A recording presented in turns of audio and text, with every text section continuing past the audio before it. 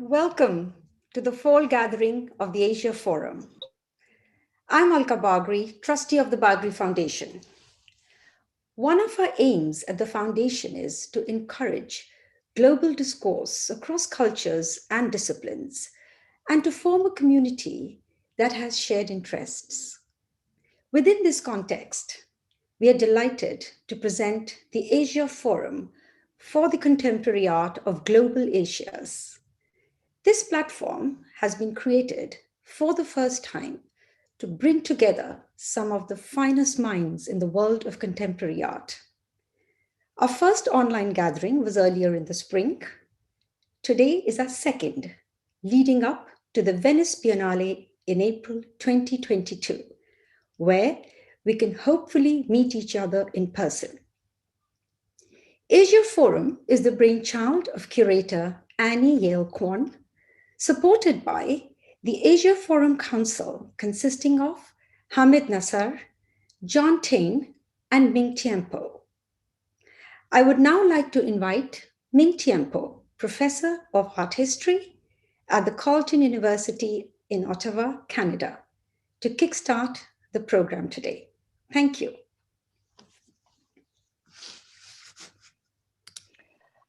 Hello, and thank you, Alka, and thank you to the Bagri Foundation for your leadership in supporting Asia Forum. Asia Forum is a discursive space created by independent curator, researcher, and leader of Asia art activism, Jael Kwan, and co-developed with council members Hammad Nasar, researcher, strategic advisor, and curator, and most recently, the current British Art Show and Turner Prize exhibitions, as well as Tain, the head of research at Asia Art Archive, and myself, Ming Tiampo. Asia Forum for the Contemporary Art of Global Asias is a space of contestation and a productive site inquiry, where we think with artists, scholars, and curators working on, from, and through global Asias about issues with a global remit. Critical to our project is the question of how does thinking from Asia, from global Asias, allow us to think differently? Here we are thinking of Asia, not as a geography, but as a question mark, as a concept, as a lens, as an engine for change and reflection. Today's program responds to the rise of digital currencies and non-fungible tokens, as well as the climate crisis, which is ongoing, in order to highlight urgent themes of liquidity and global circulation, from the circulation of capital and commodities to the creation of value and its imbrication with questions of social relations, land, and ecological crisis. Liquidity in a far more concrete sense. We will begin with a presentation by Lawrence Lek, followed by a short response by Hammad Nasar. Then we will move on to an exposition by Rui An and brief remarks by Tain, followed by a presentation by Tita Salina and Irwan Ahmett in dialogue with Jael Kwan. Please do write to tell us where you're joining us from. And also please feel free to put your questions in the chat box below. We look forward to discussing all of these ideas with you. Without any further ado, I hand this over to Hammad Nasar. Thank you, Ming, and welcome everyone. I'm Hammad, and I am one of the, along with Ming, John, and Annie, one of your hosts for today. It's my great pleasure to introduce Lawrence Lek, an artist, a musician, filmmaker with a background in architecture. Lawrence was born in Frankfurt to parents of Malaysian and Chinese heritage, raised in Southeast Asia, and lives in London, where he makes what has been described as existential sci-fi. So in his work, you would come across pop stars that plagiarize themselves, AIs that search for freedom, and you confront humanity in its fear of obsolescence. With that, I'm going to pass over to Lawrence, who will then sort of share an element of his work with us for the next 10 minutes or so, and then we'll have a short conversation and then sort of circle back with everybody for a wider discussion at the end. Handing over to you, Lawrence. Great, thanks a lot, Hammad. I feel sometimes when I am asked to describe my work, calling it existential science fiction sounds a bit dystopian. But really, I'm interested in, I guess, what is it? In language, it's called the future past tense. What is the future of our past? And so even though I'm creating these speculative ideas about, the shape of things to come, I'm really interested in how they're really reflections of what we are and witness today. So I will just share my presentation. I want to start with my 2017 film Geomancer. This is a kind of poster for it, and it's set in Singapore in Marina Bay. And basically in this poster, I just wanted to convey the main themes of the work. Firstly, it's set in Marina Bay, which is, the kind of casino and skyscraper building in the background. It's set against the backdrop of AIs who have learned to play games. This is the Go board symbolized there. And the main character is a AI surveillance satellite called Geomancer, who's come down to Earth in the hope of becoming an artist. So I was trying to bring together this, I guess, narrative, this coming of age story that's, a kind of very common trope or genre in film, together with the landscape of Singapore as this like hybrid real and artificial environment that I know really well. So I'm just going to play a short excerpt that kind of explains the backstory of the film, which is set in the year 2065 after this unnamed environmental catastrophe has happened. 深蓝星期一后，仙境仅仅维持了1年，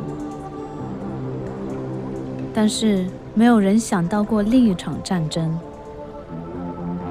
一场与自然的战争。接下来的夏天，我们在淹没中，这是地质年代。但是相反，一切都从土地回到了海里。人们在虚拟现实中寻找安慰，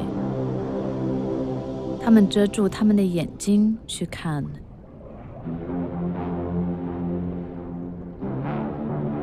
我是在新加坡被构想的，但是我在太空中醒来。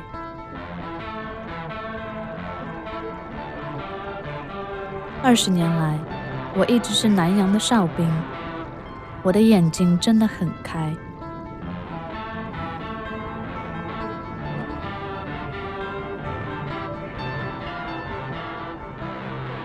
你知道，看到每一波浪、每一只鸟、每一个动物和水面上反射着碎成一坏片的阳光是什么样的吗？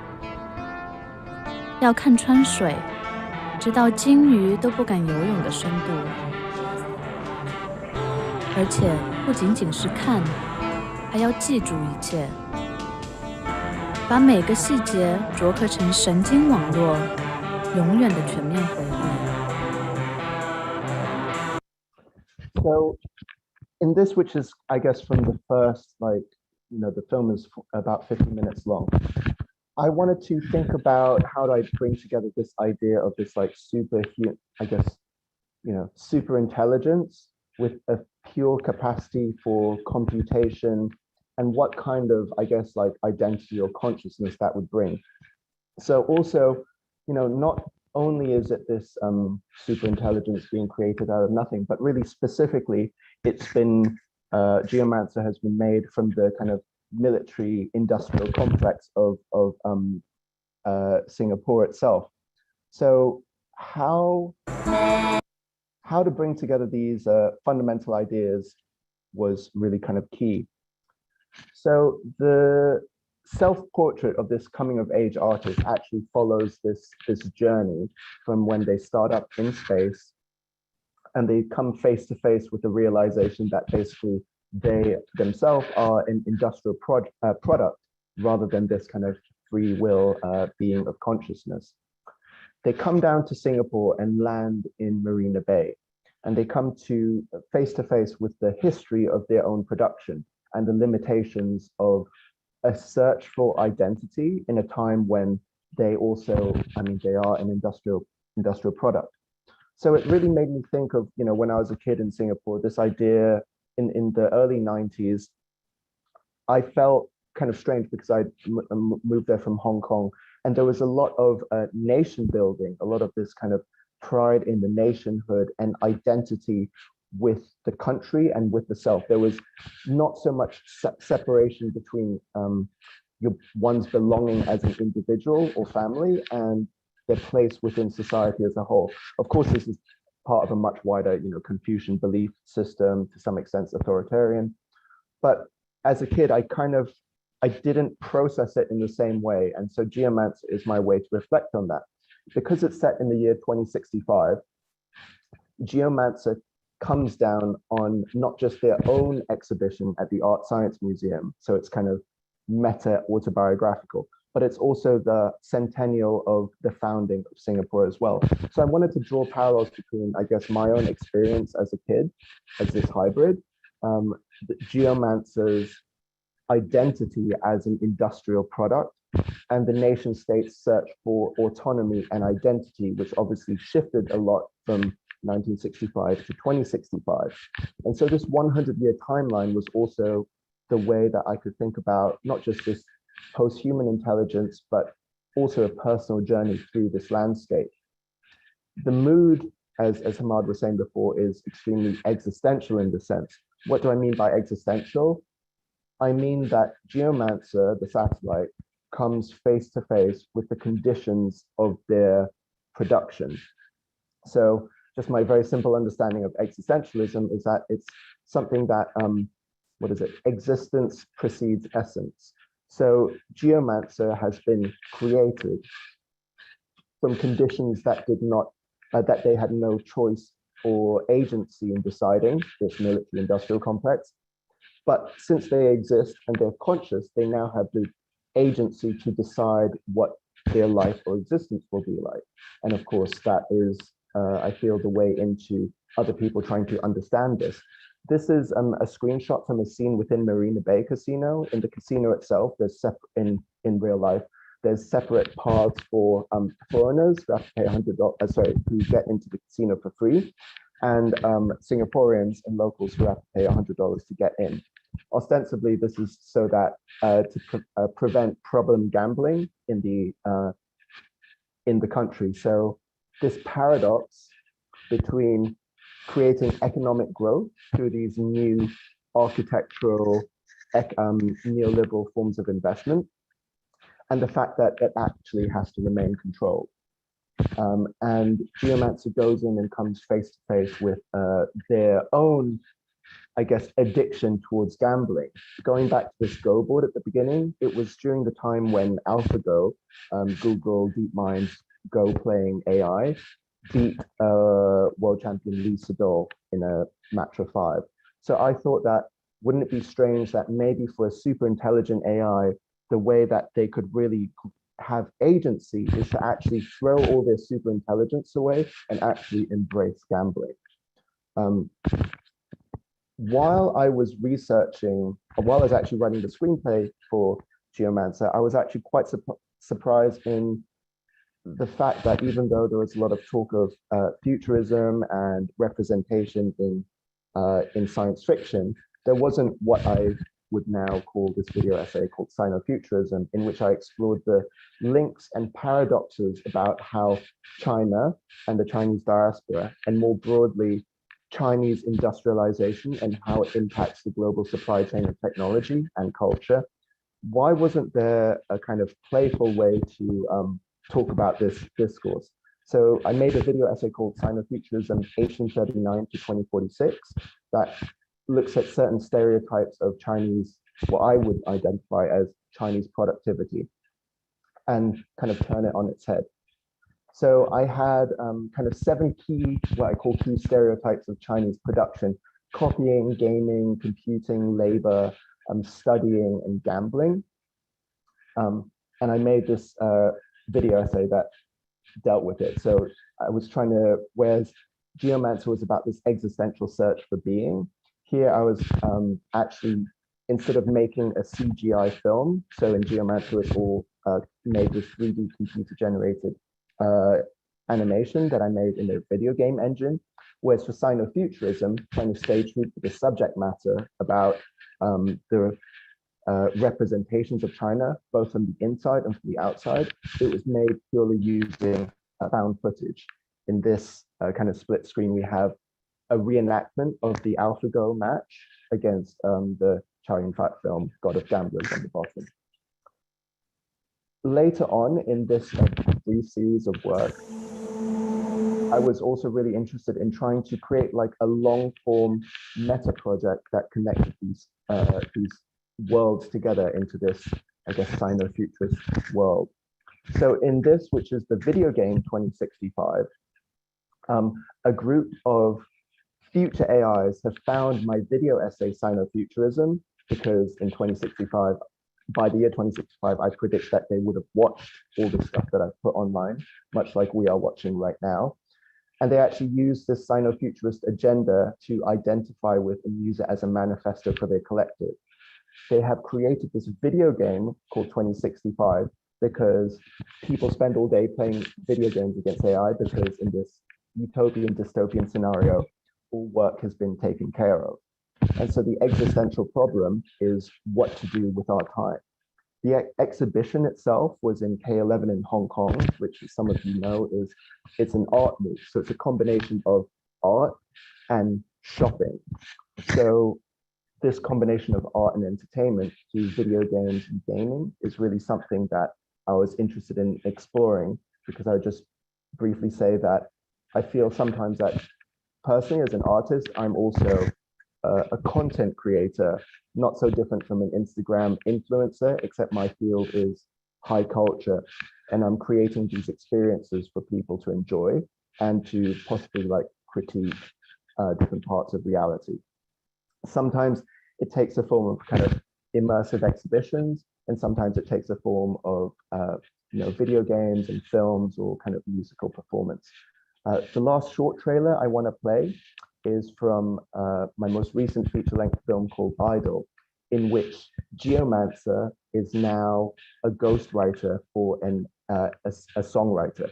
So I was trying to think about actually wrapping my own experience as being a cultural producer, not as a kind of fine artist, but actually just as a content creator, and thinking about how to take these, I guess, biographical elements and actually inject it in a fiction of my own making. So I'll just play the trailer for that now.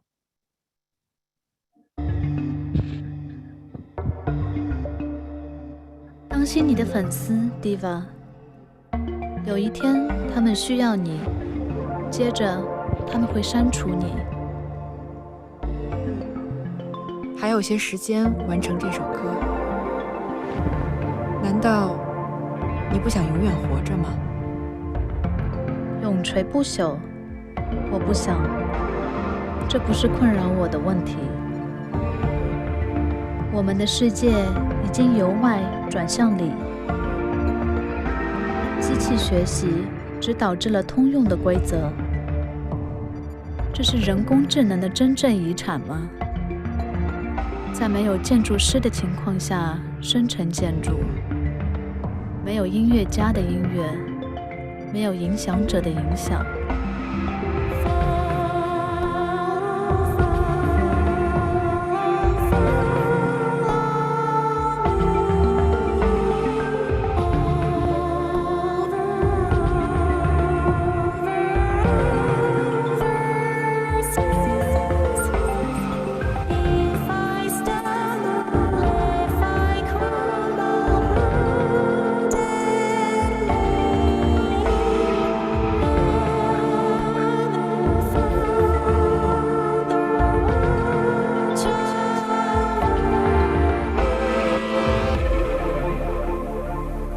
在40年代的时候 ，Tiempo 真的很活跃。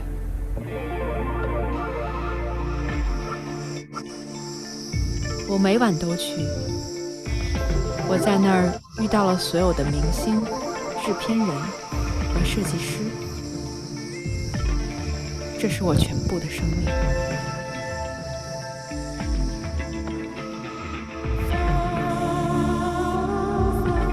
So just like Geomancer was set in Singapore, actually Idol is set in Malaysia, and inspired by the Genting Highlands. So those of you who know, it's kind of like a hillside gambling resort and casino. So I was trying to think about how this environment of the jungle could be represented in a different way than it is in different settings.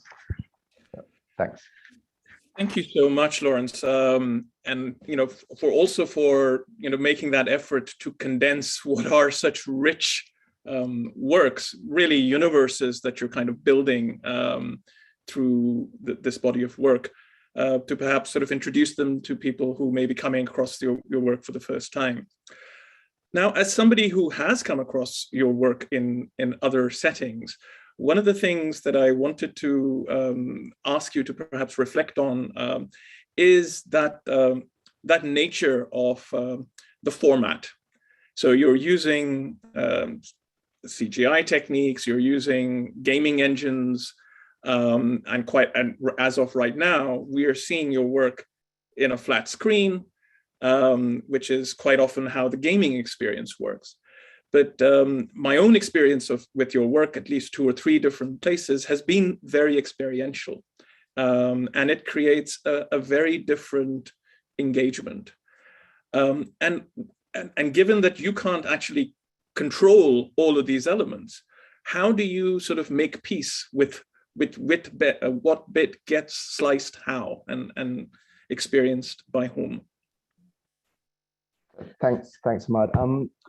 You know, I always think back of how I experienced, how I got into art, basically, which is through mass media.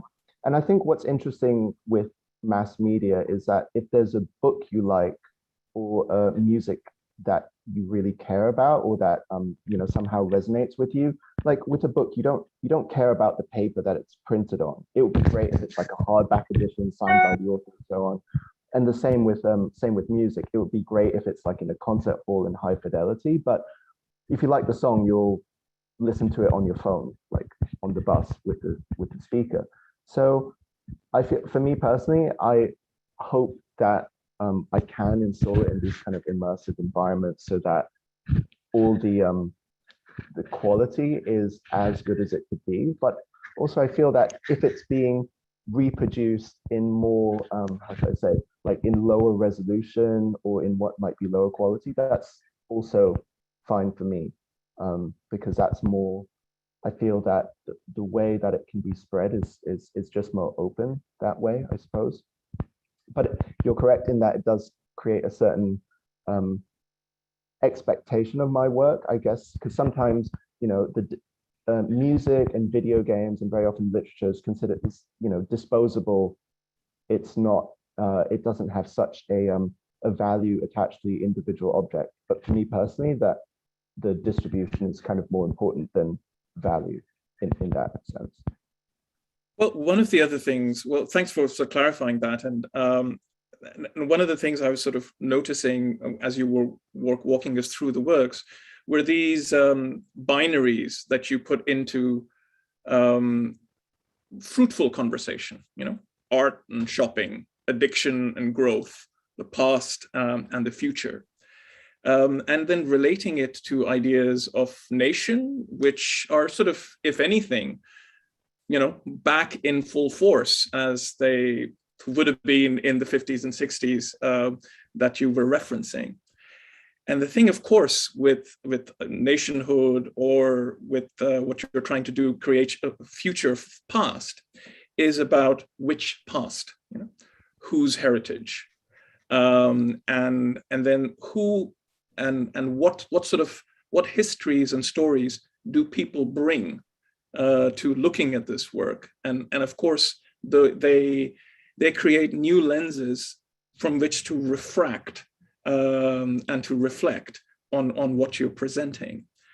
And given the complexity that you're, so there's an industrial complex, there's nationhood, there are those existential questions around intelligence, about life, that you're working through. How do you, or what sort of clues or backstories or material do you want to make available to people to enter this universe? So I think, thanks for the great question. For me, what's also really important, I think, is my work, or at least what I'm trying to do, it's not abstract. It doesn't require interpretation. So for example, I try and make each work as self-contained as it is, even though they work together in this form of narrative world building. So for example, in Geomancer, if I'm pissed off about the military industrial complex, for example, I'll have a character voice their concerns. If I'm concerned about the psychological well-being of an AI, I'll create a built-in self-help AI to talk about that as well. So I think the benefit of fiction is that you can embody these different points of view in a voice, and this is nothing unique to art making. That's just conversation and communication. So as this also creates the fact that sometimes the works are very dense because there's a lot of dialogue and history there. And actually in more recent stuff, I've kind of like stepped away a little bit from the grounding in, Sino-futurism or whatever, and spelling these things out entirely, and not quite letting the work speak for itself. But for example, if the reason I'm saying it's representational or simulation and not abstract is that if I'm saying it's set in Singapore, it's within a representation of Singapore or of the jungle. So it hasn't been processed through abstraction, basically. It's pretty literal is what I'm trying to say. It's very like future oriented, but also very literal in the kind of grounded future histories I'm trying to build. I think that insistence on the real is probably a good time for us to segue and for me to pass the baton on to my colleague, John Tain. There's plenty for us to dig into, and we will continue to do that after our set of presentations. Thank you so much, Lawrence, and over to you, John.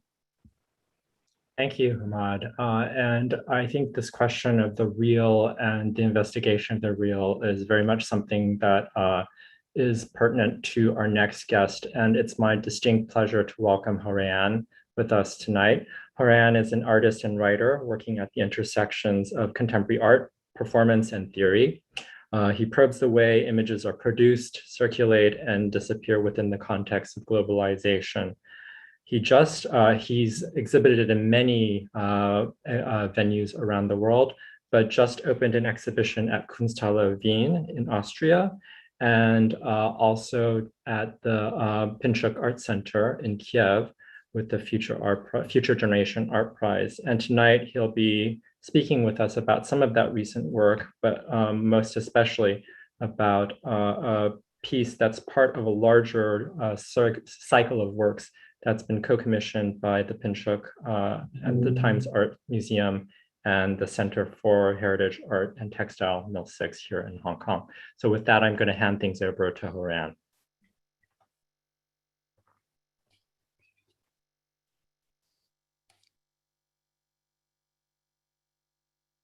Okay, thank you very much, John, for the introduction. As John mentioned,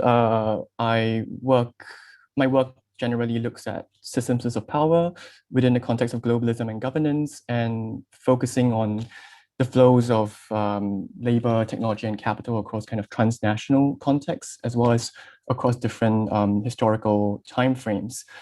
And the current body of work that I'm going to share with you actually started, I started working on it around 2017, I would say, when I started looking at, trying to look at material networks and different kinds of political imaginaries that animate the regions of East and Southeast Asia.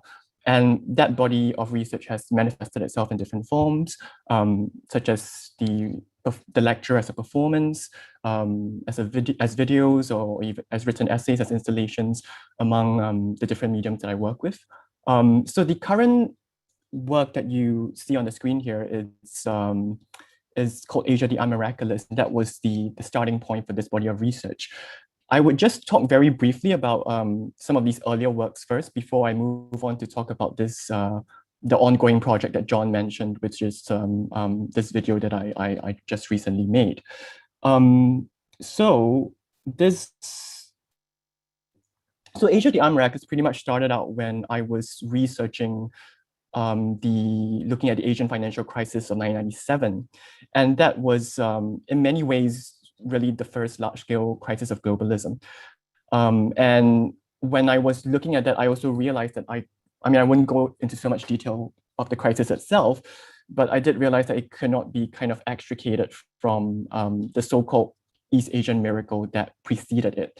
And that was the term that is often used to describe the rapid economic growth that was taking place within so-called East Asia, and that would include Japan, South Korea, Taiwan, Hong Kong, Singapore, and then later Malaysia, Thailand, and Indonesia. So the work itself is manifested as so this is about a 70 minutes-ish kind of performance. And it is also manifested as an installation after the performance. And so a lot of my work is about trying to understand seemingly abstract and quite encompassing phenomena. And in this case, which is really the global financial system. And usually my approach for doing so is to try to collect images. So these could be images from historical archives, these could be images from popular culture, and to use these images as a basis to try to get a handle on these seemingly rather abstract realities that sometimes are not directly observable. And so in this instance, you can see here, it's actually a 3D sculpture of a hand, and it's actually magnetically levitated, so it actually floats without touching any surface. And so this hand is pretty much, it appears within the performance itself, and it also appears within the installation, and it serves as an embodiment of the so-called invisible hand that liberal economists always tend to use to think about the market. But this is also the hand I made it after the hand of the managing director of the IMF during the Asian financial crisis, Michel Comte-Dessous. So this is a replica in a way of his hand, which kind of shows that the invisible hand of the so-called free market is actually takes the form of a very embodied hand, actively kind of intervening into these economies at that time. So I'm just going to briefly show you some images. So this is the installation manifestation, which usually includes a video documentation of the lecture. And for this particular work, I also readapted the text of the lecture into 14 posters, and which are pretty much self-contained. So you can pretty much get an individual story from each of these posters.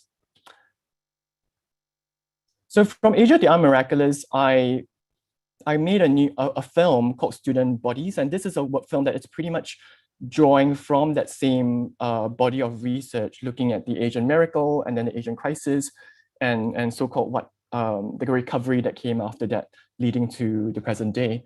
Except that for this film, Student Bodies, I would say that it has a much more focused set of metaphors. So the key figure within this work is really the student.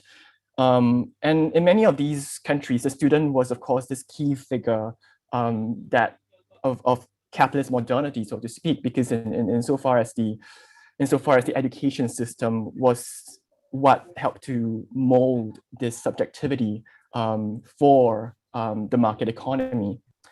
But at the same time, if you look at the history of these countries, the student would at some point, especially when you go into the 60s, 70s, the 80s, become a force of resistance, opposing these models of capitalist development.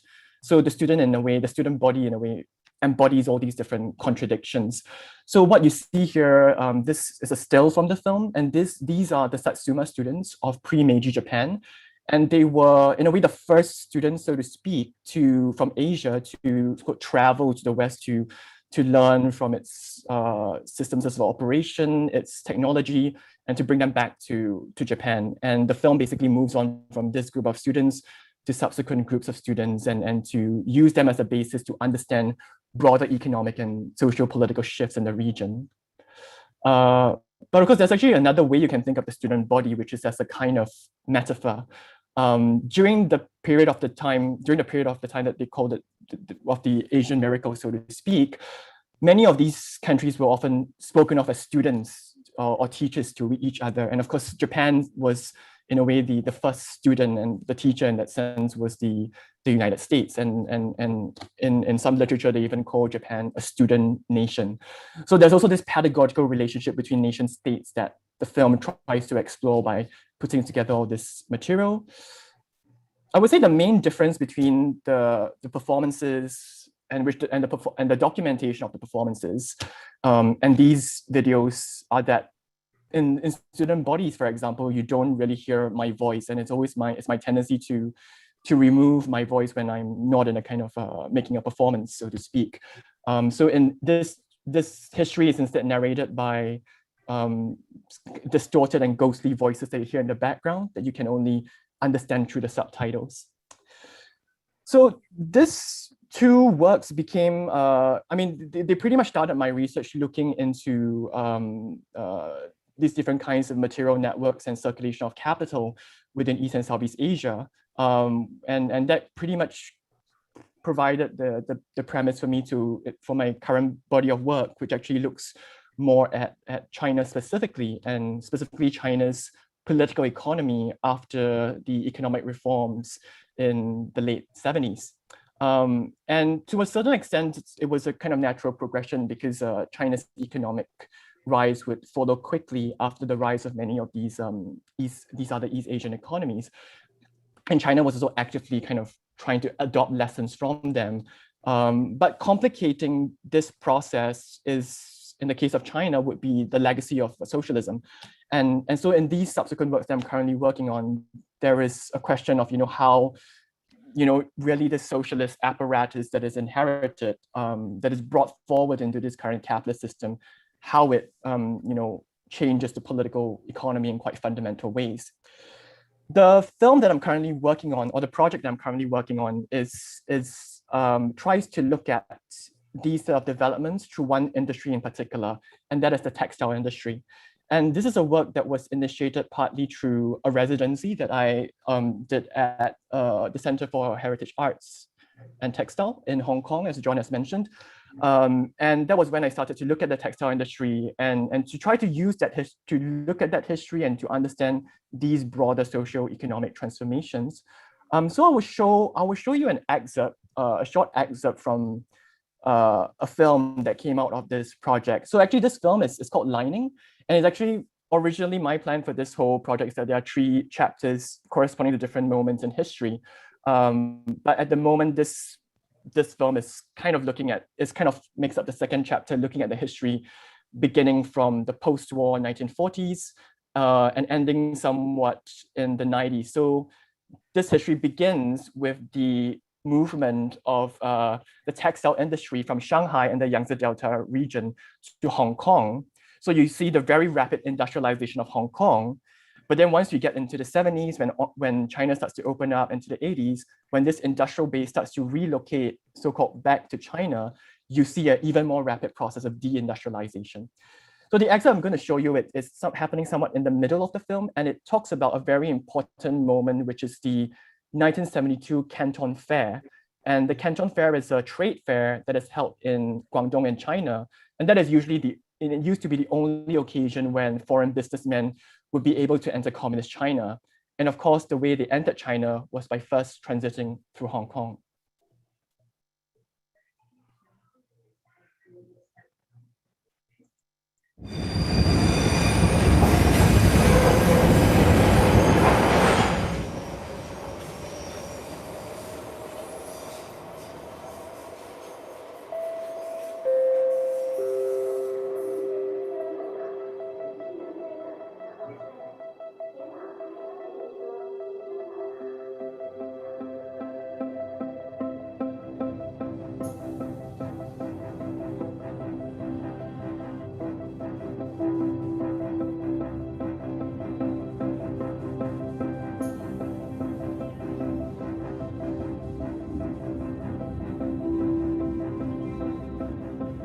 Once the requisite documents are obtained, the trader should proceed to Hong Kong and present them to the China Travel Service operated by the PRC. A round-trip ticket from Hong Kong to Canton, including one meal and transportation to and from the train station in Canton, may be purchased for the sum of 126 Hong Kong dollars.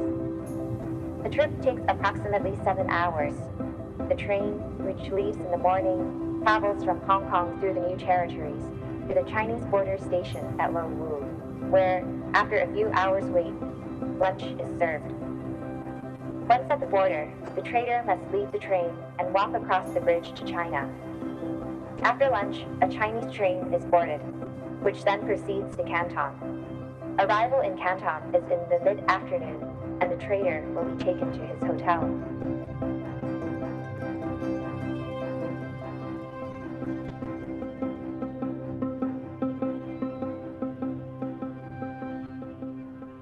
當其時咧，入去交易會咧都唔係咁容易嘅。所有工廠咧，因為當其時係計劃經濟啦，咁只有嗰啲進出口公司咧先可以派代表入到個交易會嘅。咁當其時咧就都係啱啱開放啦，改革開放啦。咁嗰啲酒店咧就只係有3間嘅啫，就係咁。然之後咧就交易會對面咧有一間東方賓館啦。咁大部分外商咧去到交易會咧都係住依3間酒店嘅。咁而我哋咧就通常咧第一日咧就會入去裏邊嗰個場啦，去睇下我哋想買嘅嘢啦，想去洽談嘅嘢啦，咁大家去由一個 round， 咁但係實際上咧，我哋要去談嗰個講嗰個貿易啊，我哋想攞幾多配額啊，或者我哋另一個季度或者明年咧想買啲乜嘢，要攞到幾多額咧，我哋通常都會請嗰啲領導人啊、經理啊，咁到出邊去食飯嘅。咁當其時咧就都好搶手嘅，大家都係要一早咧要寫個請帖啦，我哋啲中文啊要好好啦，去做一個請帖出嚟咧，去幾時幾日咧去請嗰班有份去安排出口嘅經理咧一齊去外邊食飯。咁而中國改革開放開始咧，我哋都係唔可以用佢哋嗰個銀紙啦、人民幣啦，我哋係會用一種咧，我哋叫做外匯券啊。咁呢個啱啱就我嗰陣時係留咗一張1蚊嘅，就係當其時嘅外匯券咧，就係俾外商去買嘢啊、去行使啊，就算住酒店啊、食嘢，我哋都係要用呢啲外匯券嘅。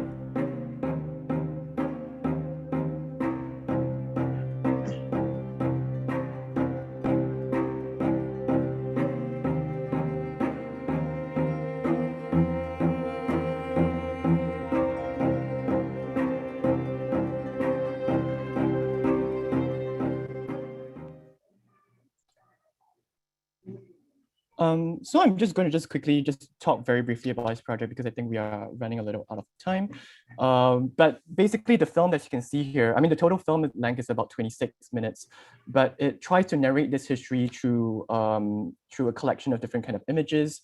So you have these footage that I filmed at these different locations, including, for instance, this is used to be the site of one of the first cotton mills. That was built in Hong Kong after much of the capital moved from Shanghai to Hong Kong.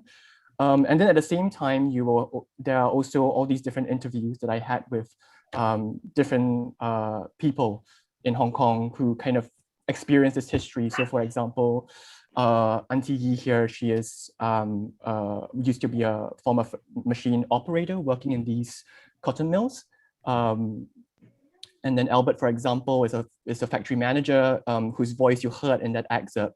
And so he would personally have experienced this entire deindustrialization process because very often he would be the ones who sold these secondhand equipment, the secondhand textile equipment from Hong Kong to the mainland in the time that mainland China was opening up. And so a lot about the film, on one part, the film was about trying to kind of uncover some of these traces of industry in Hong Kong, because to a large extent that deindustrialization process happened so quickly that actually it was very difficult for us to even locate some of these textile machinery that we wanted to film. And in fact, most of them, some of the scenes where we had to look for where to find these machinery, those were actually filmed in China. And we spliced it together with interviews that we did in Hong Kong. But also one very important moment, which you see in the excerpt, is actually the trade fair, the Canton Fair, which was this site where what you really saw was this kind of change and this kind of understanding of technology. Because after 1972, which was the year when American businessmen were first allowed to Canton Fair, the Chinese government had a major policy shift, which was that they decided to import technology from countries that they used to consider capitalist countries, so that were capitalist countries, so Japan and France, for example. And this used to be something that they would never do. So that began a process of, you can say, a kind of disarticulation of technology from political ideology, and that pretty much created the conditions of today. So the film actually ends going back to the same. So this is Tu Gua Wan, where we started in the film. In the film, we start off in Tu Gua Wan, where some of these cotton mills were first established. But Tu Gua Wan today is also a site where you see massive kind of property redevelopment. And there's actually an interesting kind of relationship to the cotton industry itself, because if you look at many of the companies that started out as cotton mills and that are still operating in Hong Kong today, actually virtually all of them are now real estate developers. So real estate also becomes this very this interesting space to kind of examine this turn from an industrial economy to a kind of financialized space.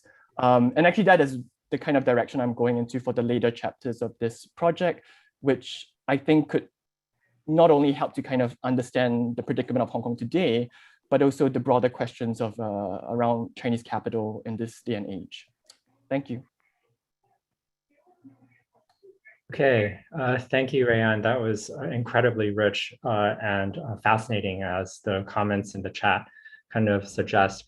And I was wondering, I think that it's kind of great to have you and Lawrence together on this, because I think, whereas as Hammad was saying, Lawrence is thinking about existential science fiction or maybe speculative fiction, thinking about the kind of the future, but grounded in the present. What I think one way of understanding what you're doing in this work in some ways is thinking about a genealogy of the present in the recent past, and but one that's very materially grounded.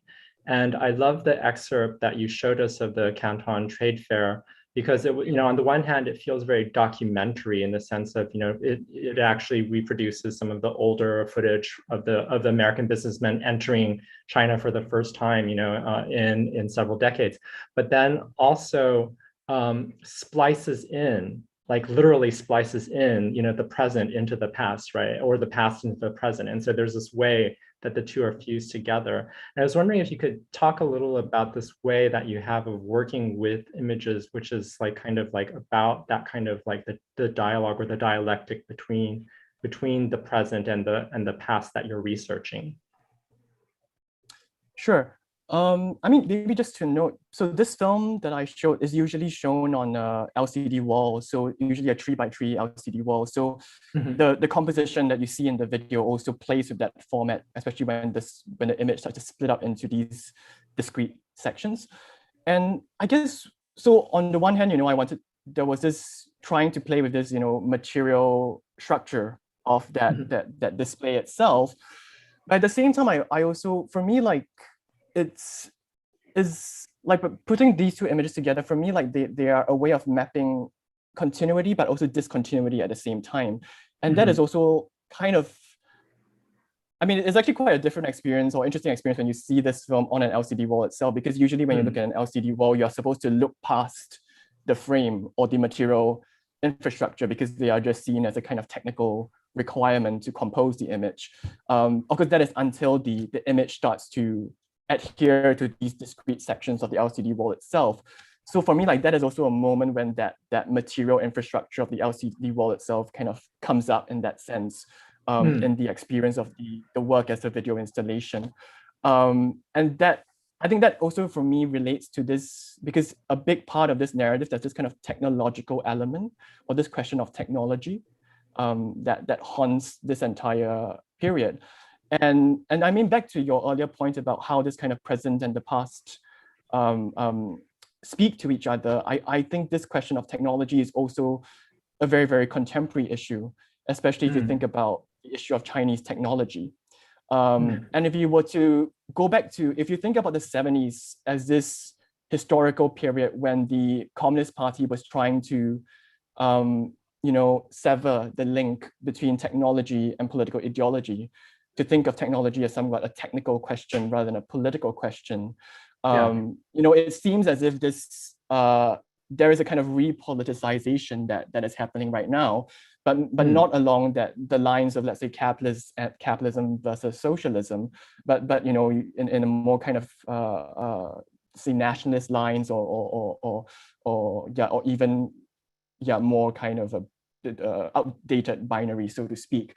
So I think for me, like the Canton Fair is a very kind of productive space to think about when we think about these kind of contemporary geopolitical tensions. Yeah, and what I love is that also that, so you were actually here in Hong Kong not that long ago. One of the few people from outside Hong Kong that I've been able to see in the past a year and a half, let's say. And so it's great to see, and you were in the middle of filming this. So, and so this part that you sort of an excerpt from is kind of grounded here in Hong Kong, kind of, based in the history here. But you mentioned that you were thinking, this is kind of ultimately extending into China. So can you say a little about, how you think of developing this?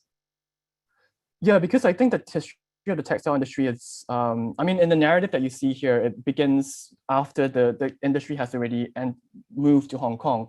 So there's actually an earlier history in the 1920s of the start of the textile industry in China, in the Shanghai and Yangtze Delta region. And actually, I mean, earlier in the talk, I mentioned that I'm interested in, these flows of labor, technology, and capital. And I mentioned them in this sequence partly because the entire work looks at these three terms in a kind of dialectical relationship to each other. But I think in different historical periods, you also see that one term become extremely dominant over the others. So in the earlier historical period, let's say in the 20s, just prior to the communist takeover, you see that labor is actually that dominant term that comes to structure all other social relations. I think when you come to the 40s, and especially this moment in the 70s that we are talking about, technology becomes that dominant term against which all other terms kind of revolve around. And the last chapter, when we talk about finance, when we talk about real estate, I think that's when we really look at money capital as taking on a kind of autonomy in itself. And I think it speaks to the state of the world that we are in today. Yeah, well, thank you. I think that's, kind of really thinking about technology and capital and finance and kind of the way that they all fuse together and come together is a really kind of really tantalizing glimpse into the project. And I'm sure I'm not alone in saying that I'm looking forward to really seeing the whole cycle. But at this point, I'm going to hand things over. Speaking of real estate and development, I'm going to hand things over to Annie, who I think will be talking about related topics with our next guest. Firstly, thank you so much, Lawrence and Rui An, for your brilliant presentations that critique different systems in the development and transformation of resources while thinking about futures, past, and the contemporary. And we continue this journey of tracking ideas of imaginary and material capital with Indonesian artists Irwan, Ahmett, and Tita Salina. They're known for their performative and provocative works that address planetary anxieties in relation to environmental and ecological injustice, especially their long-term project related to the Ring of Fire, the region most prone to natural disasters, as well as traumatic histories caused by persistent ideological violence. Today, very excitingly, they will share reflections from their 5,600 kilometer journey that they undertook for the making of Decapitated Capitals, a work in progress that took them from Jakarta to East Kalimantan. So this is a journey through space and time from the current capital to another future and past of Indonesia or ancient Nusantara under the Majapahit Empire in the 14th century. So the current, past, and future capital cities are sedimented with narratives of contestation, cultural and historical plunder, and are also global participants and witnesses to the unbearable ecological problems due to exploitation of natural resources in a developing country such as Indonesia, which is also currently in an era of massive industrialization, boosted by its own demographic bonus of an abundant, productive population. So without further ado, I hand over to Tita and Irwan, who will take us on this journey. And thank you, Ani, for the introduction.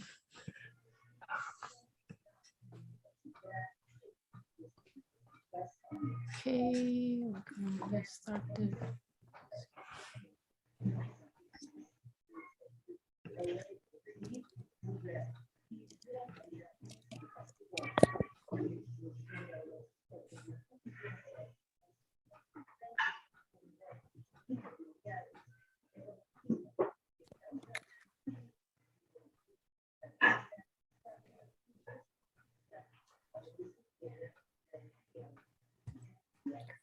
Right now, we are in Bandung, West Java, a place that was once very important on the peak of tension between West and East Bloc in the Cold War period.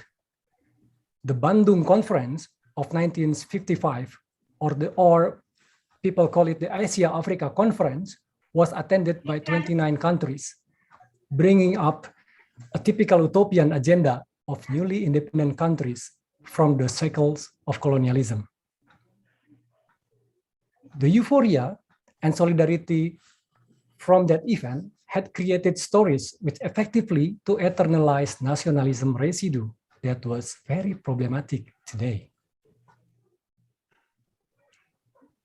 A few hours ago, there were a series of world leaders meeting at the COP26 climate summit in Glasgow, Scotland. From the documentations of those leaders, is hardly or even not seen the presence of Asia-Africa spirit. The ego or idealistic ideology in 1955 has shifted to be the economic reconciliation strategy, which is proven as the vehicles of countries that were poor to become economic giants. What were they talking about? Were they discussing orangutan? Or were discussing a Posut Mahakam or Irrawaddy dolphin that are only 88 left? Were they discussing the indigenous amid the threat of the majority's superior identity? Of course not. Usually, it is typically masculine conversations, whether it's about power or territory. For example, it is about the border issue in South China Sea or the tensions in Myanmar. Topics related to the power of the military are more masculine to discuss.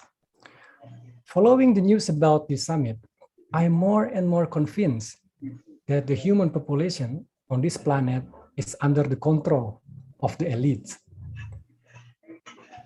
where actually in the colony of proboscis monkeys that is constantly pushed away from human activity, the alpha male could have 5 to 7 wives. And in most of their colonies, there is one central figure that keeps its colony equilibrium. Not the alpha male, but a most respectful female. It's able to reduce conflict. So when this equilibrium keeper got killed, division follow with violence will soon arrive. Hey, Irwan, we are not talking about the conference of monkeys, are we? Do you have a speculative assumptions about what those important people are talking about? Yeah, it's the monkey, but Biden said in a speech of Director's Office US National Intelligence last July 27, President of the superpower said that Jakarta is sinking due to the climate change that's been haunting all over the world. That statement about the moving capital from Jakarta to East Kalimantan has prompted us to do a road trip for 5,600 kilometers back and forth. From the decapitated capital, Jakarta, we traced along Java, including the north coast, then crossed to East Kalimantan, where the new capital will be constructed.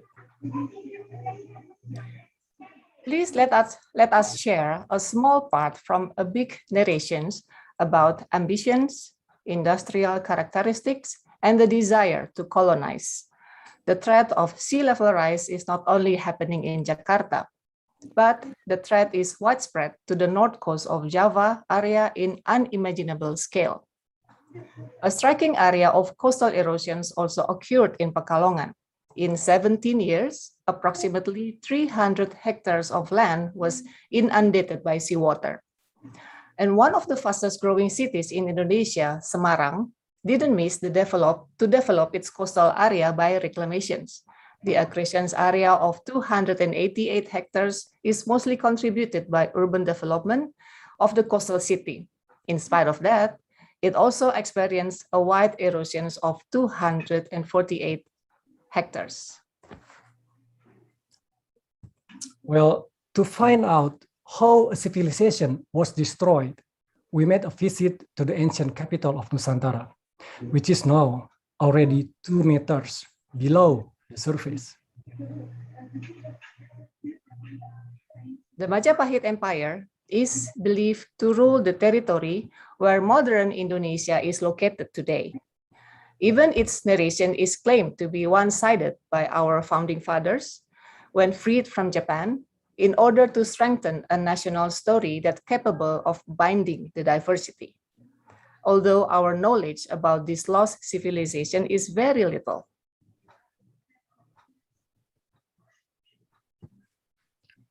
A civilization that has existed for 3 centuries, from 13 to 16, attained its peak of glory with distinctive characteristic as an agricultural society that had succeeded in optimizing the potential of their territory.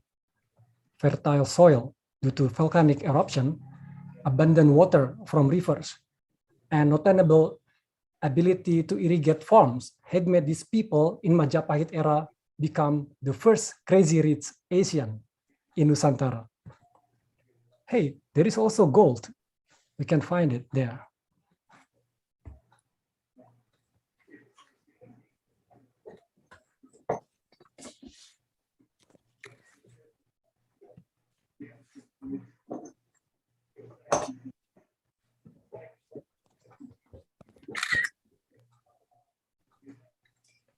These animal bones are proof that people at that time could control large animals such as buffalo, horses, and even elephants to help farming through collaborations among them. In order to optimize it, stories and myths were created. Hinduism and Buddhism are the main basis to unify the similar stories. It is very hard and even impossible to find human bones because most of them were cremated. These old ceramics revealed a theory that in Majapahit era, it's built most cosmopolitans and relationships with other parties, such Ming and Yuan dynasty, or Muslim traders whom also brought Islam from Central Asia.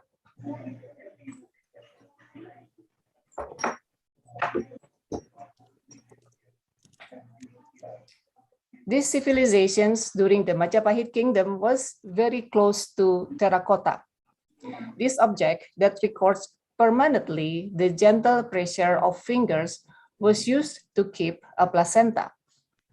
This traditions is still carried out by modern Javanese today, where in Javanese belief, the placenta is a sibling that must be treated as important as the baby. This basic concept is suspected of being the initial bond of land and water relations, the forerunner of the emergence of identity.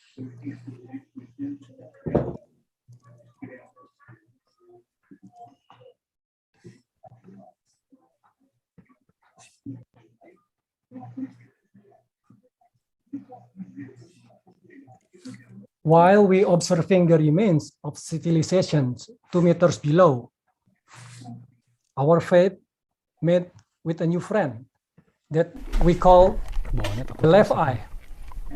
This could be a strange phenomenon. People didn't bury their bodies. They cremated them. How could this head be separated from the body in such a pathetic state? Was left eye prey by the now extinct Japanese tiger?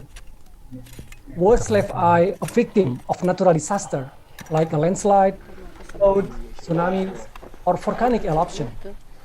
Was left eye a murder victim? Pembunuhan ini. Ini mas, ini bolong nih mas tuh. Our initial interventions was to ask a person who claimed himself an intermediary between the two worlds through ritual dance.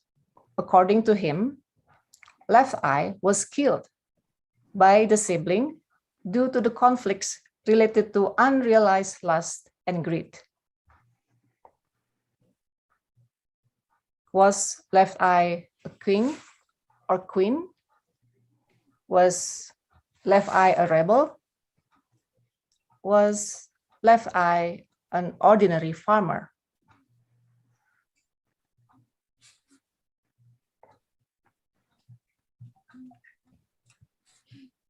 Of course, this is something couldn't be equally compared. But if we look how the genocide carried out by the ant colonies against another, it can be an illustration of how the ancient desire human animality could be more structured and massive. So the losers had to evacuate massively to move the capital city. Not only were their treasures looted, but the civilization was destroyed by breaking down the dams. So the advanced and established civilization were swallowed up by the earth. To see a sample of the process of one lost civilizations, we don't need to be a time traveler. Not so far from the Majapahit site, about 50 kilometers to the east side of Java, there is a man-made disaster site. The mud that comes out of the bowels of the earth due to the failure of gas drilling has caused an uncontrolled mud flow for more than 15 years.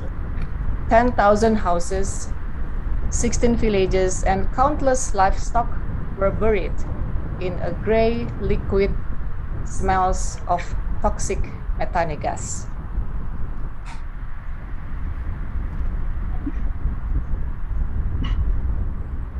When I dived into the mud, the light disappears, just a faint darkness. I feel like being in a womb. It was warm, soft, and fluid, but could kill me at any moment. Could it be left eye suffer the same strategy, the same tragedy as me a few centuries ago? From the ancient capital in the 16th century, we continue the journey to the new capital in the 21st century. Moving the capital is actually not a new idea. It has been discussed since the first presidents of Indonesia, and this plan was suddenly announced just a couple months ago. With some luck, we entered the site of the new capital, which felt strange.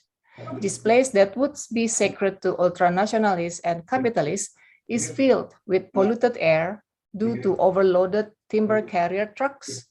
The residents are industrial plant workers with unhappy expressions, while on the other side, it's filled with indigenous Dayak people whose culture, forests, and lands are amputated.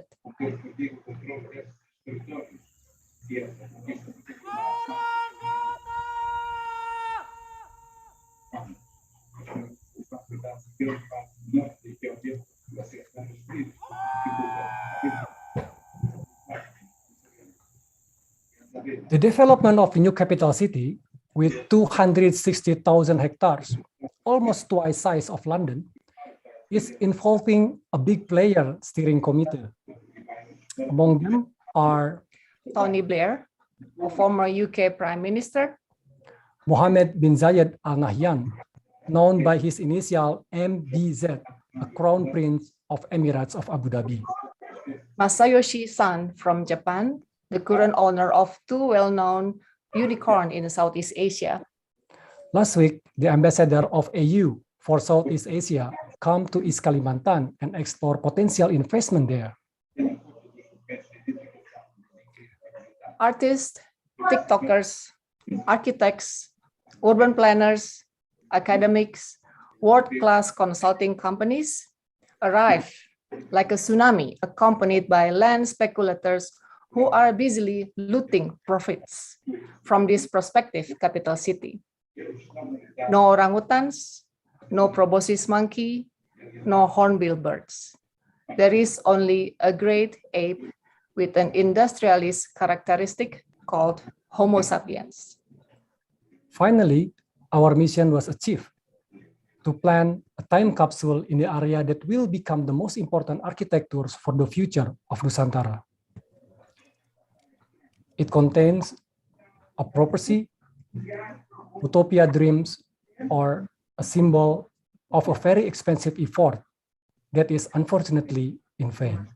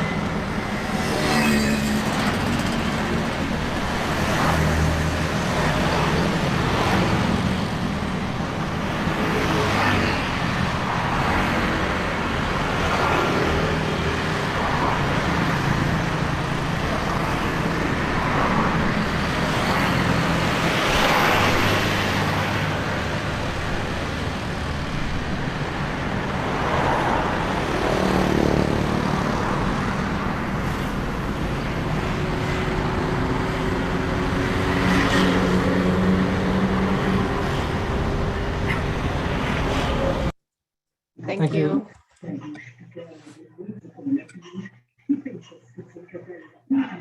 Thank you so much, Irwan and Tita.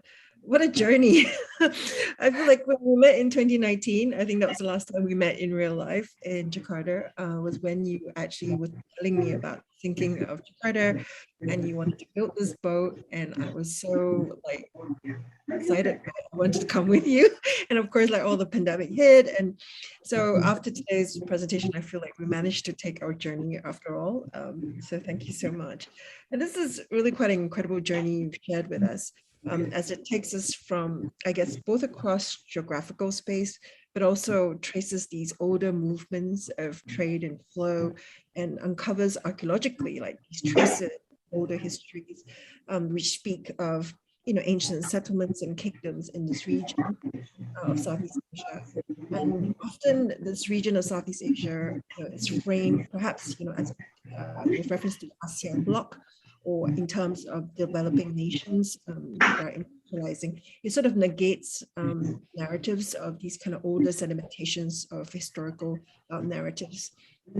So, your presentation through this journey that you've tracked opens up a much longer view in terms of our relation to land, our relationship to labor, in its involvement with the land. And it's really also evocative that the placenta jar, is it, that you share with us with the imprints of, the fingerprints, also makes me think back to the image of hands at the blackjack table in Lawrence's work, the invisible hand that Rui An spoke about. And this question, I guess, of human labor, artistic labor, and its involvement, and the acts of violence, I think that you also allude to, which is a concern of yours, how these have had a very fraught relationship, I guess, with the environment and the natural ecologies around us. And I think this has been really important to your practice, and I wonder if you could share a little bit more about that with us. Yeah, thank you, Annie. I mean, this is it's like still overwhelming. So this journey, we collect so many things. Of course, after 2 years stay at home, it's like really I become kids again to play with the coals and pee on a massive vehicle on the big river. So this is kind of exploring the possibility our body to re-celebrate what is the catastrophe and what is the imagination. Yeah, and even it's a very strange journey because it's always come out in our head. This is gonna be the last journey. Can still we make it in the future? So this is kind of very unstable, constant feelings all the time. Yeah, but the thing is, what we didn't see from the big city, that now we realize it keep happening. Doesn't matter the pandemic or not. So that present the body as a witness and also absorbing all information like the smells, temperatures, the tensions, and that kind of sensory. It's like makes me think, am I romanticism artist? Need this kind of stimulation all the time? Mm-hmm. So yeah, but also like to open up the possibility of what is the real happening there. It's important for us, but maybe take a little bit risk to going deep about this research. I mean, I think that's really interesting. You're speaking about, I guess, the human body itself being an archive of these responses to this different, I suppose, stimuli in ecology around us, or the effects perhaps of heavy industrialization, as we know, like pollutants that are in the air or in the water do impact us in the long run, and certainly impact our food supplies and water supplies. But it's really interesting also that you showed us the skull that you found, which also goes to show like we are so imbricated into these narratives as in terms of the human race, in terms of how that is impacting the way land is being shaped and used, especially shown very evocatively through your images. Can you tell us a bit more about what has happened to the skull or the person that you found, and what are your thoughts about who that is and what does that mean? Yeah, Tita? Yeah, well, of course, there's a lot of theories and assumptions, but of course, we don't know where or who to ask for. That's why we come up with this person who claimed himself as a medium to use his body to have a conversations with another world, and but also interesting that this person is also. How do you say? He's kind of like a local archaeological. So he's really fond to the Majapahit kingdom's history, and yeah, for now he is the only person that we can ask for. But but of course we really are curious about what is exactly and how old is the skeleton age, but I think it should take like series of laboratory involvement, or ask for archaeologists, or ask for forensic, for example. I think that's the next step. But yeah, for according to his assumption, so this person could be he or she, and this person was killed because of domestic how do you say, problems, domestic arguments with the siblings. Yeah, but I mean the strange feeling when we encounter the human remains, right? It's very strange. Things feel connected with this object even already 2 meters below surface or a centuries ago. But this is like from real humans, and how we have to pay a respect to this poor person. Yeah, we're thinking maybe, is it like we need to bury it again in the proper way? As, but what is religion? I mean, 200 years ago, maybe Java is still Hindu or Buddhas. When we make this ritual into the Muslim, it's going to be problematic. You know? Of course, speaks to a complex religious history as well of Indonesia. But it's also such an interesting comment. You say that to find the remains of the human person within the grounds, which should be quite a natural place to find, it feels very strange. And yet, of course, we have these different problematic encounters with human remains within institutions that seem very normalized as well. So there's so much here that we could really unpack, I think, in relation to how we frame our encounters with land and history. But in being mindful of time, I'm going to hand over to Ming Tiampo, and then we'll all get a chance to further this conversation together. Thank you so much for your presentations. Thank you. Thank you, Annie. Thank you, Tita, Irwan, and Annie. That was absolutely fantastic, and such a privilege to see your new project as it develops. It's such a beautiful and chilling investigation into the past, and thinking about how this is going to impact our futures. And, you know, this is something that I really see as being very, as a thread that has woven through all three artist presentations, this question of how the past and the present are entangled, and how each of these artists are individually invested in critically reimagining what those pasts are. As Hammad was saying, you know, whose pasts, what pasts are we investigating? And in surfacing these critical pasts, we're talking very much about the possibility of building new liberatory futures. And this is something that just keeps on coming up over and over again in this session. For me, what I'd really like to find out about, and I'm going to just keep my comments very short, and I will take the sort of privilege of being the moderator here in order to ask a first question. But I would ask you all to put your questions in the chat box. I am aware of time. I am aware of the fact that we should be ending in about 2 minutes. But given the richness of these presentations, I think it's really important for us to take maybe 15 minutes more to do a little bit of discussion and to sort of dig deeply and understand what the entanglements are between our three artist presentations.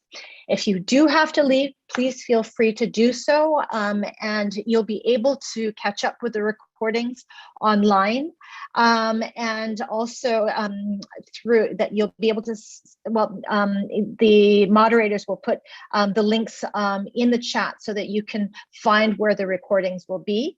And please also do catch up with us in Venice in the spring. So the question that I wanted to ask our artists, and maybe is everyone here at this point? Okay, perfect. is really a question about capitalism, because I think that fundamentally that's what links all three of your investigations, and are your investigations of liquidity, of capitals, of capital, and really trying to understand what the relationships are between our recent pasts and our presents, and seeing how they are entangled. So for Lawrence and Rui An, I'm interested in hearing you both comment on what the socialist legacies are of capitalism in China and how that impacts the ways in which we understand how capitalism shapes our senses of self and how we organize society, how we create value. And I think that these are questions that address both of your presentations. And for Tita and Irwan, I'm really interested in this comment that you made about the relationships between ultranationalism and capitalism. You know, we're talking about flow, we're talking about the movement of capital across the entire world. And very rightly, you point to the ways in which ultranationalism and capitalism can and are linked. And I'd like to hear you comment on those relationships, please. So whoever would like to start first can do so. Otherwise, I might. I'll just Lawrence, say, perfect. I was going to choose. I'm far from an expert on China, basically, but I would refer everyone who's interested to the Marxist journal Chuang, who are a group of kind of scholars, not entirely, pretty anonymous, who write about the histories and present, I don't know if it's predicament is the right word, of of these systems. I think as a amateur sociologist, all I can say as well is that I feel these larger terms, capitalism, socialism, actually, in what I've observed, is just, it doesn't exist as a thing. There's only specific instances and histories of people trying to think about what they are. So for example, socialism exists as it's kind of like as a goal to aim for some people, just like communism or capitalism are in some certain instances, but it's just a collection of really disparate and different attempts at making it happen, I guess. Like for me, Sino-futurism, it's a conspiracy theory, not a manifesto, because it's possible to reconstruct any narrative of the future or of the past. So that ability to construct a myth is what I think this discourse shares, and it's kind of dangerous in a sense. So that's why I always say it's only a specific instance or a really limited viewpoint. Thank you so much, Lawrence. Rui An? Quite a big question to answer, but I guess I'll try. I mean, I was interested, in the Canton Trade Fair, exactly because of this question that you posed, and I think the 70s were a very interesting historical period to look at some of these shifts between ideas of socialism and capitalism. And I'll just bring up one instance actually, because even prior to the Canton Trade Fair, many of these socialist bloc countries, they also have their own version of the trade fair.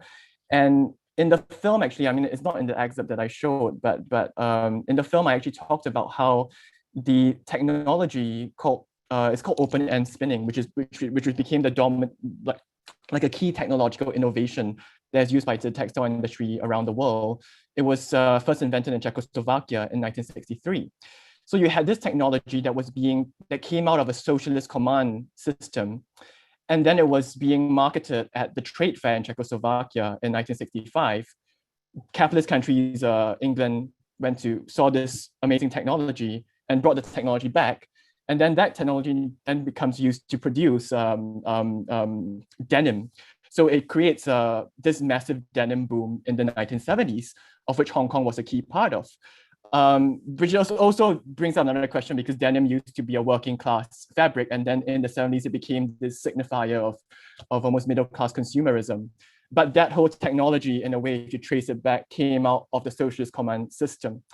So that was in the 60s. So I think the Canton Fair becomes an even richer space to look at these intersections, because these were exactly spaces where you see two different systems, as countries coming from capitalism, countries coming from socialism, and having all kinds of encounters that sometimes are not it's kind of irreducible to either one of these systems. But I think the 70s were interesting also because at least there was the possibility of a multiplicity of systems, or that there at least these signifiers, there was some kind of meaning behind, what a socialist mode of production is. And I think increasingly we feel like this idea of an alternative to a global capitalist system is increasingly foreclosed. And which is why for me, like, the 70s are a very rich historical period to really look at, what exactly were the tensions that these different people were negotiating with, and how they were trying to,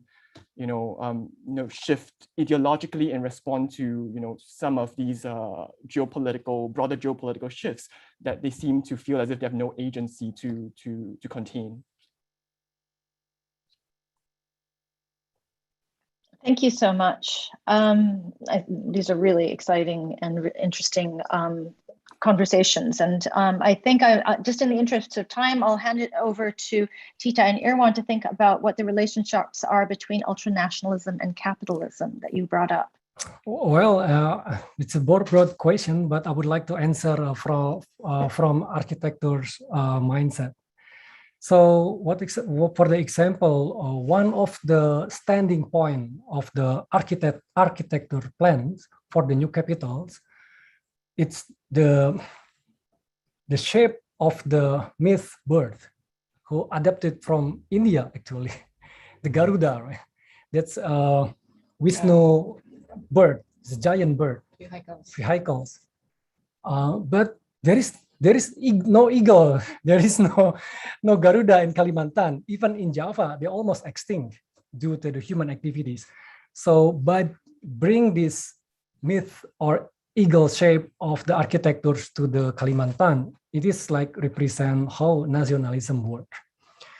As a diversity of nation in Indonesia, we need always an enemy to keep unite, or maybe to refresh the myth constantly to keep this more effective collaboration in a large scale. And when it's come, of course, who is the idea? I mean, in the 0 kilometers of the area, every person we ask, they don't have no idea, even they don't agree to have this capital in their own territory. They really worry about the impact for the long term.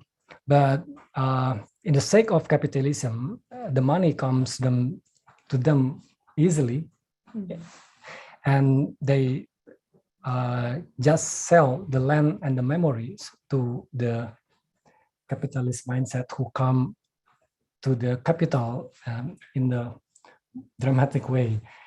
And because this like a easy and cash and carry era, right? I mean, today people are very lazy to invest in a social process. So money is a very effective way to bribes, to do a corruption, or even to buy an artwork.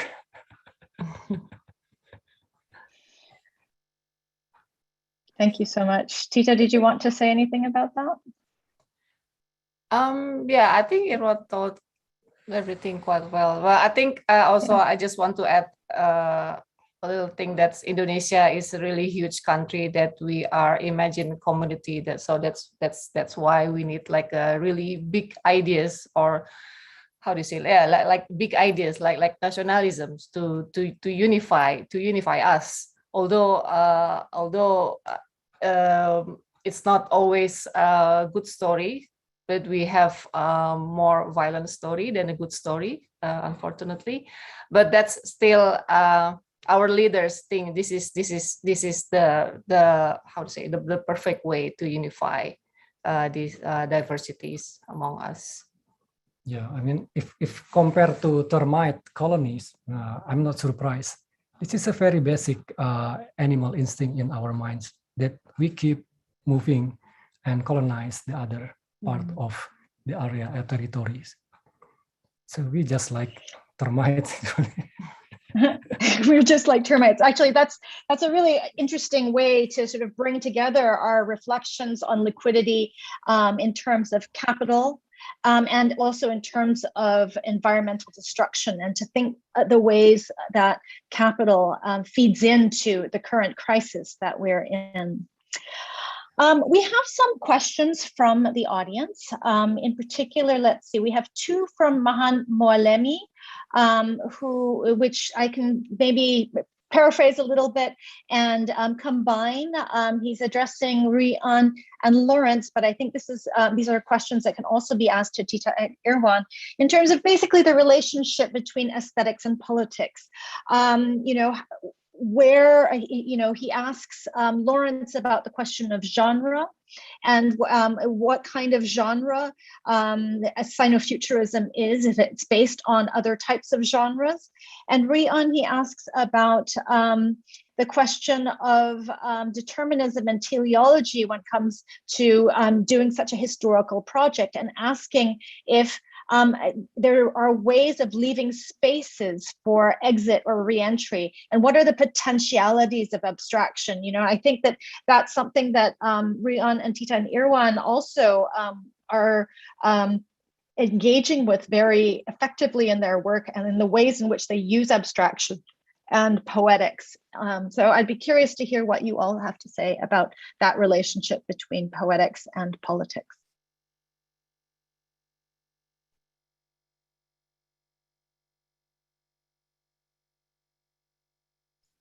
Okay, I'll just go. I think another huge question. I think Mahan's question was about how do I see Sinofuturism as a genre. I think it's really interesting, this idea of genre versus style, because to me genre speaks more of a kind of idiom from literature, really, literature or film or kind of narrative. I feel what genre does in general is to set certain expectations in the mind of a viewer or author in terms of how the narrative will unfold, what kind of the mood of the world is. For example, science fiction as a genre, conspiracy theory as a genre, romantic comedy as a genre, to think about what the payoff is of watching a certain thing. So I think if it's manifesto as a genre, I think the payoff, like let's say Communist Manifesto, the payoff is meant to be that you buy into the worldview that the manifesto is creating. But for me personally, like I was saying, conspiracy theory as a genre it's similar to a manifesto in that it wants you, the viewer, to believe a certain speculative theory about reality and history that might not necessarily be true. So it's kind of it's meant to be persuasive, I think. But my video essay is specifically meant to be anti-persuasive. It's meant to just be like all of these tools that are trying to persuade you of a certain point of view are actually incredibly biased. So it's a counter manifesto in that sense of genre. Thank you. Like a sort of toolkit for criticality in this age of post-truth, perhaps. Rui An? Maybe I'll just take it. Yeah, I guess for me, I'm interested in history in different registers. So actually, I guess in the two films that I mentioned, Student Bodies and this recent Lining films, there is of course on the one hand, there's this chronology that you see, which goes from one year to another, which for me kind of represents the kind of abstracted form of history, which for all its abstraction, it does come to determine our political and social realities. But at the same time, I think when I'm, at least in these two films, I think what's very important for me is to bring in these different voices. And the film itself, this in Lining, you also hear these different voices coming from these different perspectives. And some of the things that they, and it's also not just about the multiplicity itself, but also a different scale of experiences. So on the one hand, you have this narrative of the Canton Fair, of geopolitical encounters at the fair. But actually, you also have stories of, let's say, a machine operator. And actually, I mean, I didn't show that excerpt of where the machine operator was talking about experiences, but actually that whole process is just really talking about how she operates the machine and how her hand is almost like a supplement to the machine itself, in the sense that her manual labor is essential to the functioning, the smooth operation of the machine. So I think for me, it's very important that these different registers that come to kind of complicate each other. And so that's why the film is structured as such. Thank you. Tita and Irwan, do you have any thoughts on this question? Perhaps Tita will answer. Yeah. You go ahead first. Yeah, we would like to show this. Maybe our genre is inspired by these creatures. I'm sorry, perhaps this looks like an abstract, but actually this is a fungi. This a species of fungi that attacks a moth. So we found this fungus in one of the original forests in Balikpapan city, in Kalimantan, in East Kalimantan. So this fungus is called zombie ant fungus. So it attacks the brain, not the brain, the nerve of insects like moths, ants, butterflies, small animals. And then when it attacks the nerve, then it controls this animal, like this moth, for example. So this moth cannot fly to the place where it wants to go. All their nerve was controlled by this fungus. They automatically try to find the light, and then after that the fungus grow into the body and spread to other insect. Yeah. Yep. Yeah.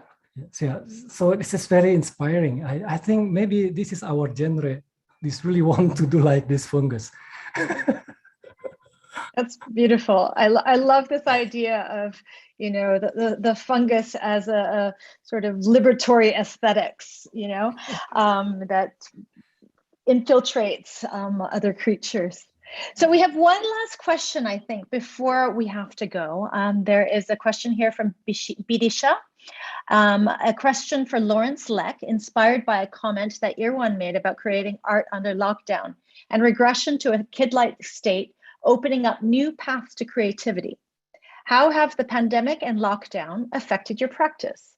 Is your work from 2020 now different in means or ends from what you created before? I am particularly interested in your composition, music, and soundtracking. Thank you, Bidisha. Thanks for the question. I mean, I think the kind of perverse, paradoxical thing is I was, you know, making work about, you know, people being isolated by technology in 2019. So since then, I've been actually kind of happier, basically, not in the sense that it's like being realized, but talking about music and composition specifically, I feel that as you know, a screenwriter, as a writer, researcher, filmmaker, or like 3D world designer, you're always composing. What do I mean by that? You're always planning, making things for the future work that will be enjoyed in real time, in the present.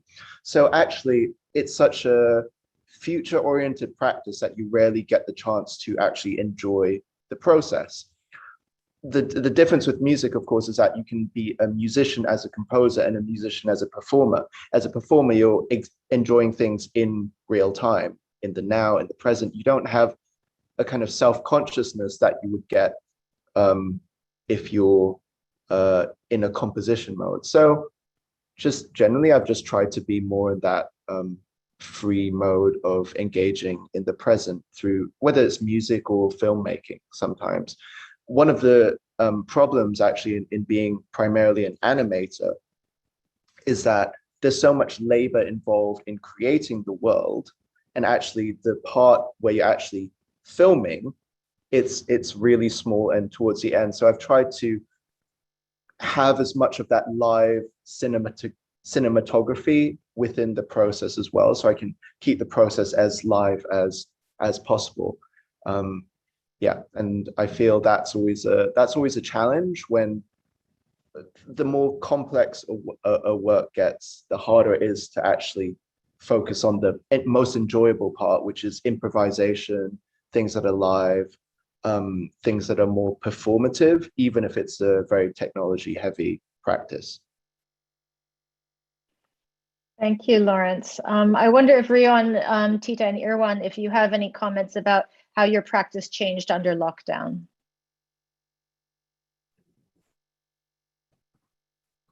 Who's first?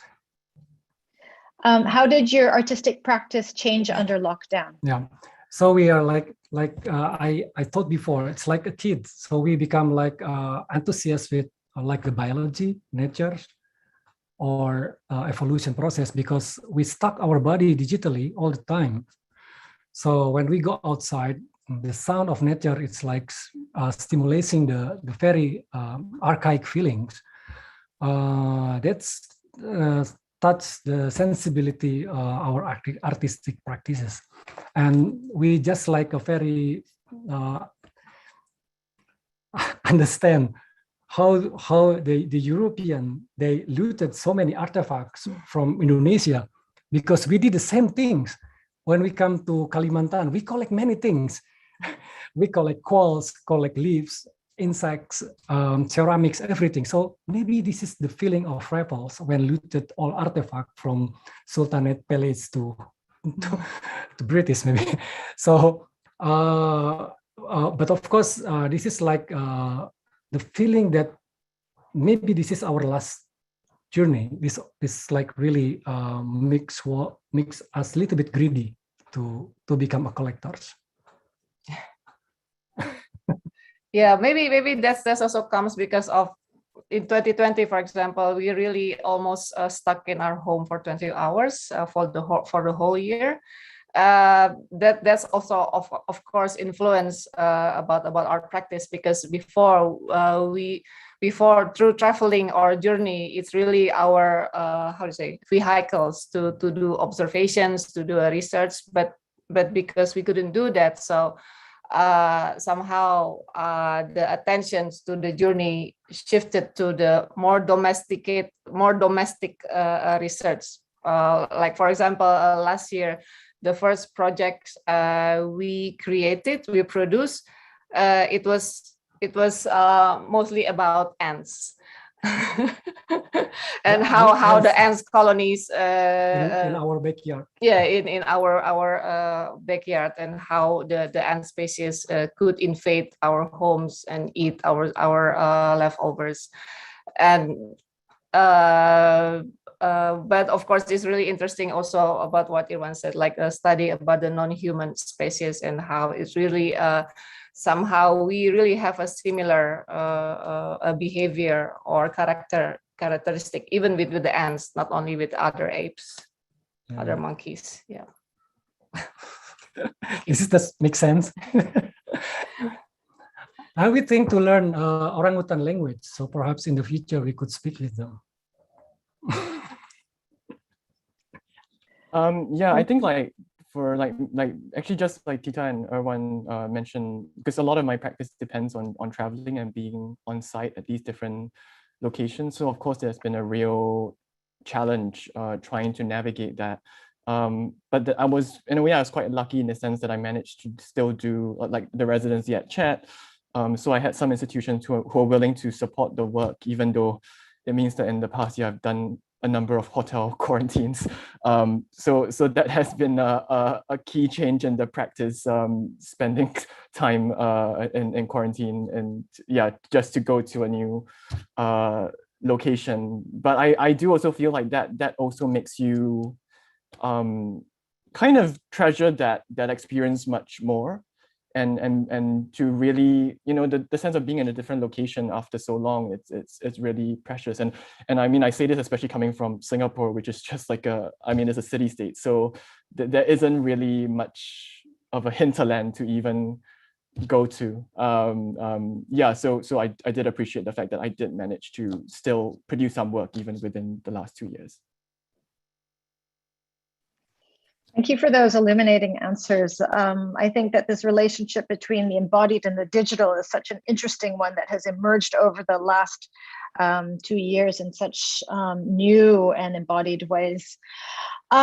We should really wrap up now. However, there is one extremely meaty question that I'd like to pose to all of you. So please, if you could just give it a very quick answer, if possible. If not, then, you know, obviously, please reflect on it. It's quite an interesting one and really fundamental to this particular conversation, which is a question from Mai Ardia, who asks, how would you define the notion of liquidity within your work presented here? What is liquidity in relation to your work? And she says, I would be interested in hearing a short answer from each artist if possible. And I would add here that maybe Hammad, John, Annie, please jump in if you want to say a few words on this question of liquidity, which after all is the thread that is bringing us all together today.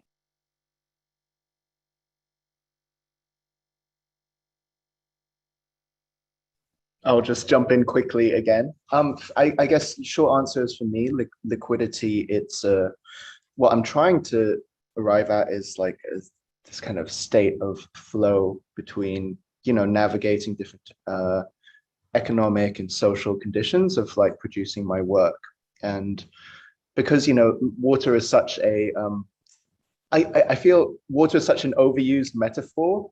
So I try not to overthink the whole water thing, basically. And especially in Chinese culture, it can be like a massive cliche.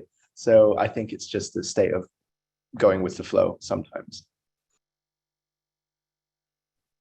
For me, I think of this quote by Akbar Abbas when he was writing about Hong Kong. He talks about how in Hong Kong, just as an example, the seemingly permanent can become temporary, or the temporary can become permanent. And I think liquidity is pretty much about that condition.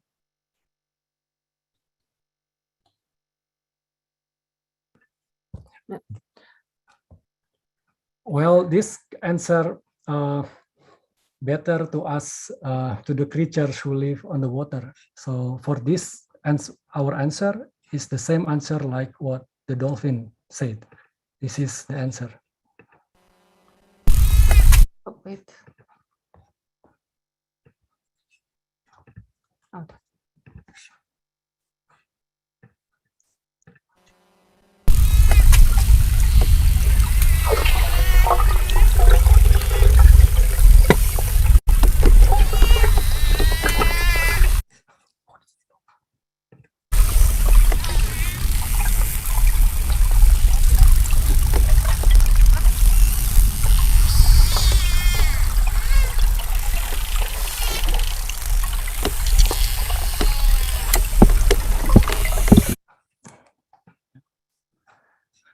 Yeah, that's the answer.